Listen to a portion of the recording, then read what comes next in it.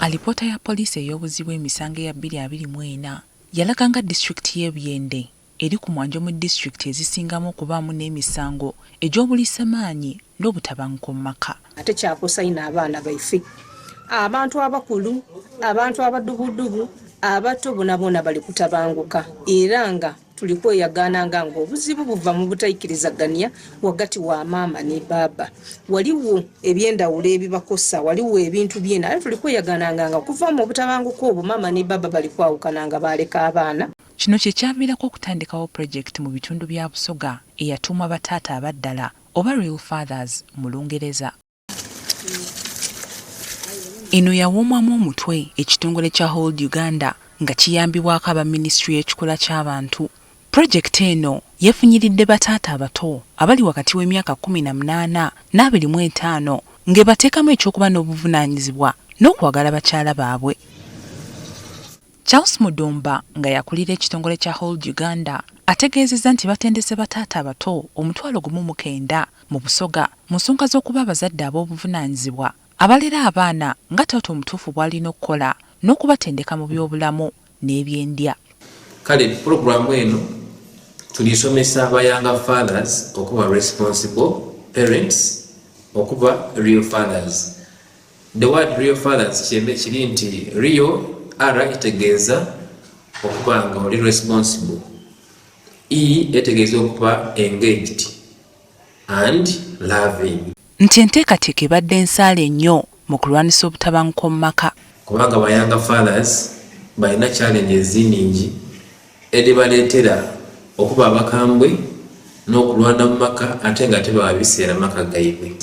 Twabona nti baba omuto ayingira mu bufumbo nga tiyeetegeeke.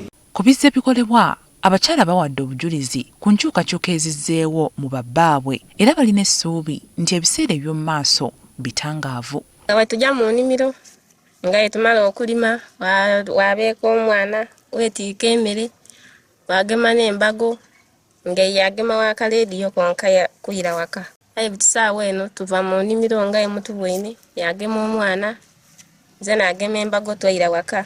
Omwana waba alikulira yagema nze n'afumba. Nga mu nnimiro takajjayo anwendaye nimazenka kati webituuka yantegeererawo kwendogera ku yankuba nga nkuba naliino bayibutikano b'okuva ekitongole bwe kyeyita. Saa eno n'enkulankulana guno ekirooto kyaife kituli kwenda ki kuzimba numba twamala n'okuba ki amatafaali gaife. N'abamu ku bataata abato be tusobodde okwogerako nabo bennyumiriza mu nteekateeka eno. Nga batusomesa mpola mpola twapiikingamu era byetweze mu bingi. Buli mupiira gubaayo gulogwo mu kibanda ng'ogwanyumirwa ino ate nalinyoka namuntu ng'akola ku bino ayi butinakoma.